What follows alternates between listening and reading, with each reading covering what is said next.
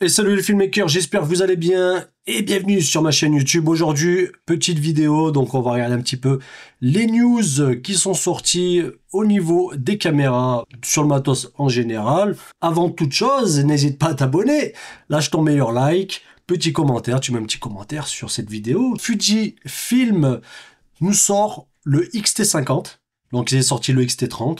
X-T30 Mark II. J'ai eu le X-T30 aussi. Apparemment, ça serait un mini X-T5. Donc là, il nous dit 40 millions de pixels. C'est pas mal. 6,2K en vidéo. Hein. Donc 6K, 6.2K en vidéo. Donc IBIS, Film Simulation, etc. Donc on a l'habitude hein, chez Fuji. Il coûtera, donc là on est en dollars, 1399 $. En euros, 1262 €. Donc c'est vraiment bien au niveau du prix. Le nouveau Fujifilm X-T50, Camera for Compact Live, ok, donc en gros c'est un petit boîtier et ça inclut virtuellement toutes les features du X-T5. Donc c'est pour ça que je disais c'est un petit X-T5 avec 40 millions de pixels, avec un capteur stabilisé, donc avec le IBIS. Le nouveau processeur X5 peut aller jusqu'à 6,2K en 30 fps. En 4K DCI, on peut aller jusqu'à 60 fps. Voilà. Bah, c'est correct pour le tarot, c'est correct, tu vois. Et donc en interne, il va enregistrer donc en 4.2 10 bits avec le F-Log2.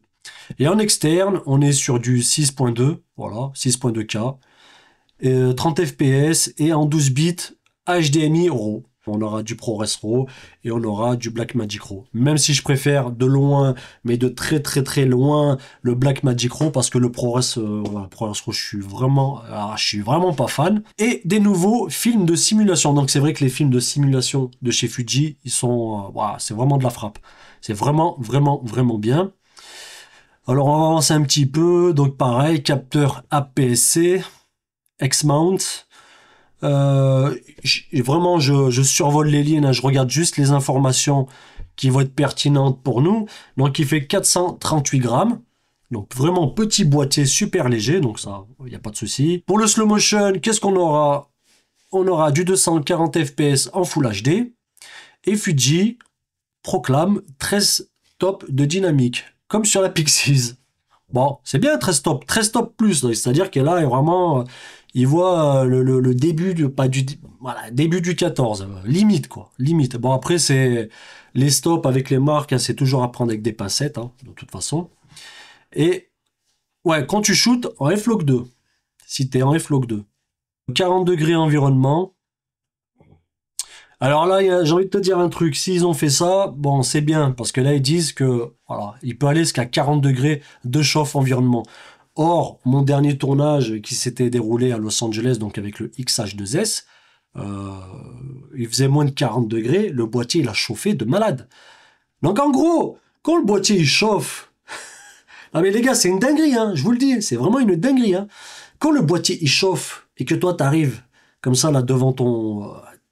t'es en train de shooter, tu vois, et que tu vois le petit thermomètre de Fujifilm qui commence à s'activer comme ça, et que le client il te regarde, et lui, il a fond dans son truc, tu vois. Et que tu vois que le boîtier chauffe et que ça s'arrête de shooter, comme ça. Hop, par magie. Bah, moi, ça m'est déjà arrivé. Donc, qu'est-ce que je fais? Je continue. Je fais... Voilà, je dis, bon, on continue, tu vois. Je dis pas ça parce que, bah... tu passes un peu pour un guignol, tu vois. Tu vas dire, ouais, mais le matos, il a chauffé... Et ça m'est arrivé plus d'une fois avec les Fuji, tu vois. Le délire avec les boîtiers compacts, c'est qu'ils sont tellement compacts que dès qu'il chauffe, eh ben le gars il chauffe. Tu vois, le gars, le boîtier, il chauffe. Donc là, 6300 m'a déjà fait des dingueries auparavant. Le X-T30 m'a fait des dingueries auparavant. L'XH2S m'avait fait des dingueries auparavant. Donc quand tu arrives sur le tournage et que ça chauffe et que tu es obligé de couper, eh ben tu es obligé de couper. Alors les seules cartes SD qui sont acceptées, c'est les UHS 2 SDX. C'est donc en V90, donc voilà. Au niveau de l'écran, comme tu peux le voir, hein, j'aime pas les écrans comme ça, mais honnêtement, la vérité, mais ça sert à rien. Pourquoi vous faites un écran comme ça? Faites un écran déporté, ou comme sur les Pana, les Sony, faites un écran où le gars il peut se filmer, il peut se voir, comme moi là, tu vois, je me vois. Là, si je regarde à droite, enfin à ta gauche, bah, c'est que je suis en train de regarder mon écran. Tu vois, c'est... Alors oui, je sais pas, moi j'aime pas ces écrans-là, je trouve ça pourrave, vraiment éclaté au sol. Et on aura aussi 20 différents donc simulations de films. Bah par contre ça, sur ça c'est extra, vraiment le rendu avec les... alors pas tous, hein, pas tous, mais tu vois, comme voilà, le Eterna, c'est vraiment un des meilleurs, tu vois, c'est vraiment un des meilleurs. Et le Really Ace mode, je sais pas c'est quoi, donc voilà. The dial on the top plate, ok, donc il y a 8 pré-réglages au-dessus. Ok, donc là ça doit être ça, ouais, ça doit être ça, ouais. The dial on the top plate inclut 8 presets, mais ça doit être ça, hein. 1, 2, 3, 4, 5, 6, 7, 8. Ouais, c'est ça. Ok. Avec le 1545, 1500 $. Et sinon, avec le 1650, 1800 $. Donc voilà, pour cette petite news, les gars, sur le nouveau, comment il s'appelle, le le XT50, voilà. Il y a un truc que je vais recevoir bientôt, et je suis vraiment content, c'est le Move Max. Alors Move Max, c'est une marque c'est une marque affiliée à Vaxis.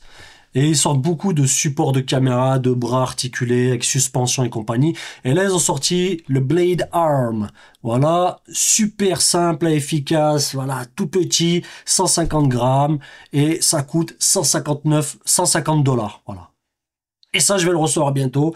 Et dessus, tu peux mettre l'Osmo Pocket. Mais je pense que tu peux mettre les versions antérieures. Insta 360 X4 et GoPro. Donc voilà, il y en a pour tout le monde. On lance la petite vidéo qui va bien. On va baisser le son. Voilà, on enlève le son, c'est mieux pour le copyright. Donc voilà, tu vois, c'est simple, efficace, ce genre de truc, c'est bien. Tu vois, c'est bien, c'est pas cher. Tu peux faire des petites images, t'as pas besoin de te prendre la tête, tu peux piloter ton Osmo Pocket avec le téléphone, tu peux faire du tracking. Enfin, voilà, ça, c'est pas cher et tu peux faire de l'image, tu vois. Donc voilà, je t'invite à aller sur le site de Cinidi ou de... Voilà, et tu peux check sur Internet, sur YouTube, sur n'importe où. Il y a pas mal de petites vidéos. Et c'est vraiment pas mal. Ça, c'est un truc que j'aime beaucoup. Et j'ai vraiment hâte de le recevoir. Donc, tu vois, tu as une petite ventouse avec une petite pompe. Vu le poids, voilà, je pense qu'il n'y a pas trop de risques. Honnêtement, vaut mieux éclater un Osmo Pocket 3 que déglinguer un Ronin et une cam dessus. Donc là, je pense qu'il n'y a pas trop de risques. Voilà, donc je suis vraiment hypé par voilà, par ce petit produit. Alors après, on aura l'annonce qu'a fait Canon. Voilà, ça c'est intéressant. Canon donc a confirmé le développement de l'EOS R1. Donc il est sorti le R5, R5C, R3. Dommage que le R3, pour moi, hein, ça reste un boîtier qui est passé inaperçu. Alors quand je dis inaperçu, je m'explique. Pour des mecs, voilà, qui ont des besoins en photo et en vidéo, j'en connais beaucoup qui ont pris le R3. Mais niveau commercial, pub, etc., review, enfin pas mal de choses, je trouve que ce boîtier, il a été un petit peu laissé de côté. Le R3, je l'ai eu entre les mains, mais c'est un boîtier de ouf. Alors le R1, j'espère juste. Donc là, ils ont dit, il est en développement. Je pourrais peut-être en savoir un peu plus. J'ai les sources internes. Alors, là, c'est ce qu'il disait le R3 quand il était officialisé en 2021. 4K 120 fps, Canon Log 3. 6K 60 fps en interne, en RAW. Les gars, ce boîtier, c'est une boucherie, quoi. Et je trouve dommage que bah ça n'a pas fait plus de bruit que ça. On s'est plus concentré sur le R5C, mais le R3, c'est dommage. Alors, est-ce que Canon, quand ils vont sortir le R1, donc là, on a zéro spec. On sait pas. Moi, j'espère juste que le boîtier, il va pas être juste orienté photographie, tu vois. Bah, tant mieux pour ceux qui font de la photo, mais les filmmakers qui ont envie de filmer, qui veulent avoir un pète de boîtier, tu vois, parce que le R3, il est déjà bien. Alors le truc, c'est quoi? Alors, est-ce qu'ils vont faire un R1? Ça va être un R3 boosté au niveau de les fonctionnalités vidéo? Ou est-ce que ça va être une upgrade? Parce que j'en parlais, ça, dans ma vidéo récemment. Est-ce que la marque va faire un upgrade en se disant, bah voilà, on va prendre le R3, on va rajouter 2-3 trucs, on va appeler R1 et on va dire que c'est un nouveau boîtier. Si c'est ça, Nul. Nul. Nul. Franchement, si c'est ça, c'est nul.